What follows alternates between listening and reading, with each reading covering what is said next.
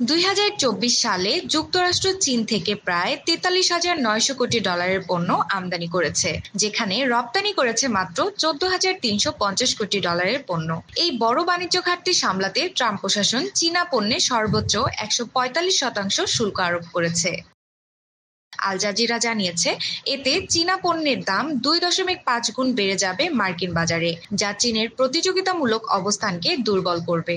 প্রতিক্রিয়ায় চীন 125% শুল্ক বসিয়েছে আমেরিকান পণ্যে এবং ট্রাম্পের এই পদক্ষেপকে বিশ্ব বাণিজ্য সংস্থার নিয়ম লঙ্ঘন হিসাবে আখ্যা দিয়েছে। যুক্তরাষ্ট্র সাধারণত চীনে খনিজ জ্বালানি, সয়াবিন, যন্ত্রপাতি ও উড়োজাহাজ রপ্তানি করে, আর চীন থেকে ইলেকট্রনিক্স, চিপ, ল্যাপটপ, খেলনা, আসবাব ও প্লাস্টিক পণ্য আমদানি করে।